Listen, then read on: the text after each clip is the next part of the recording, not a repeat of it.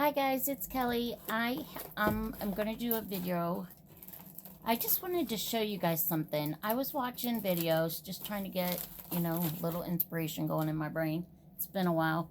And I've been having a what to do kind of problem with all of my different gems that are,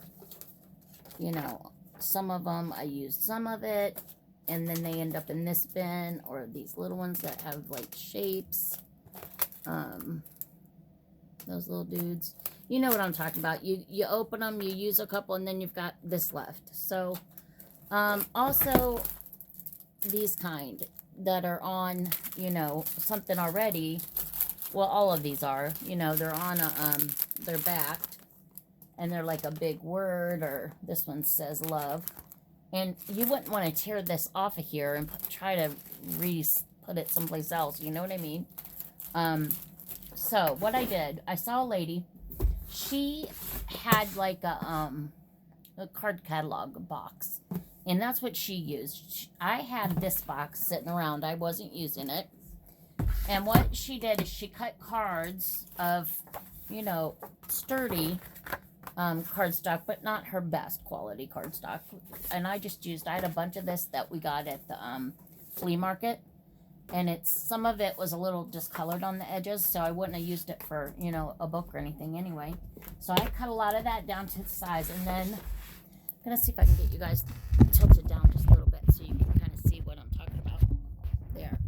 So I went through all of my colors, and I did it by color. She did it by, she made hers like just pearls, just like pearlized pearlized dots, just sparkly dots, just, faceted cut dots, and of certain colors. I didn't care what they were per se. I just put everything that was blue on the blue card. And what I did is I kept them on that plastic sheeting that they're on, this, and I stuck that directly onto the card, so you can peel what you need up off of here and not ruin the rest of them. So I did, like I said, I had different. Now she would have put these all by themselves and these kind all by themselves, and she would have separated this out, and that's how she did hers. But I didn't care. If it was mostly blue, it went on with blue. And then I did purple. There's my purples. And then even like the ones that were like, like that. Or like these are gold, black, and silver. And some of them are just like, already a certain style. But also I kept even the pearl ones together with them. I didn't care as long as, so that's how I did that. And then this is just like a tall filing box. I guess a card box maybe is what it was originally sold as. Oh, something just fell off. So here's the greens. The greens, I think the greens are the first one I did, and I didn't put anything on the back of the green ones, so I kept them all. But then I realized I was going to run out of room real fast if I didn't put, more on the backs of these cards. And then the next is pinks. So they look kind of crazy, but when you go to look for something now, I'll have them all in one place, where before I had them in like 4 different bins like this in different places in my room. Some were in drawers over here. I wanted them all, like where I can go look for all of them. These are reds and pinks, obviously. And I'm not sure why that ended up on there, but it did. My granddaughter was helping me for a little bit, so she must have thought it was mostly pink. And it does have pink on it. So the only thing is they're a little bit snug in here. I think you're just going to have to be careful, taking them out. And then, I don't know why this one's back here, but there's like the red little pearls. So I don't know. What do you guys think of this idea? I thought it's going to work for me. Is how I feel. It's really going to work out fine for me. And I like that it's... The only thing I didn't fit, like I said, are these. And I think I'm just going to keep this one container with these oddball because these are hard enough to take off of here and put onto your project, let alone, you know, moving them to something else and then having them, you know, moved again. I just didn't see the point in doing all that. So these ones I'll organize by probably what they are, and then I'll put them in here a little bit neater than they are right now. So that's what I did this weekend. I just sat upstairs and watched TV with my hubby. We had the grandkids all weekend, and they were down here playing, so I just let them have it and let them do their thing. And I took all this stuff upstairs, and I just trimmed, you know, all the excess that didn't need to be on that. Like if I've used them all but one or two of them and I had all that extra backing, I cut all that off, and just sometimes it's just like one strip of something on here. Like you can tell right there with that bluish color right there. That only had one strip left, so I just put them in wherever they fit. So that was my project. I've been working on making pages for my next album, and somebody was asking me how I do this. It's really very simple. These pages are 8 by 10 finished, okay?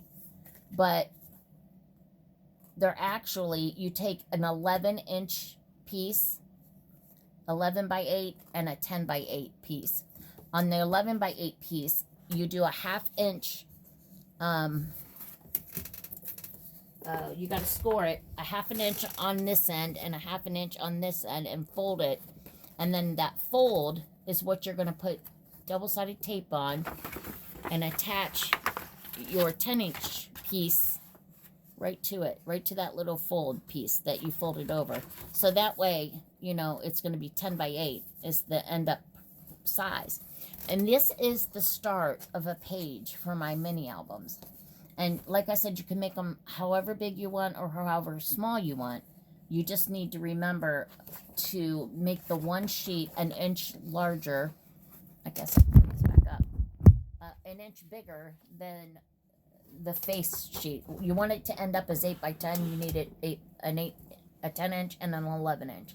If you want it to be 6 by 8, you're going to want a 6-inch piece and a 9-inch piece. So you can make that 1/2 inch and 1/2 inch to attach your top sheet onto.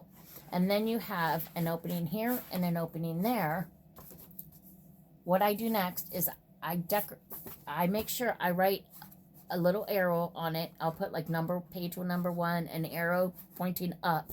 So I know, okay, this is always going to be up. And you'll need that later. So you don't put your paper on upside down. I've done it. So it just helps me remember. I just put a little arrow pointing up, and I know, okay, everything is going to be this way on these pages. So what I do next is I add any flips, any type of doors, anything extra that I wanted to make on the page, I'll put on it. And then I start decorating with the paper. So that's how I do mine. And then this side will attach down into your spine on your album. And then this side you can leave open to put, you can then cut a mat or a photo mat about an inch smaller than your page. So it's an 8 by 10 page. So you're going to want it probably about, I'd do a 9 by maybe 7.5. And then that way you can slide in easily in and out. And then you can put your decorative paper on the front and back of that and use that as an extra photo mat or journaling area. So, and that can slide right into the end of your album. And then you could, I'll show you in the next album that I do. I'll show you some more about that. But that's my little tidbit on how to make your base pages to start out making a mini album. And it's really not difficult. Anybody can do it. So, yeah, that's that. This back there. I have a bunch of them already made up back here. I'm working on my Christmas album now, and I'll come back and show you that. I also have some goodies to show you. All right, guys, have a good night.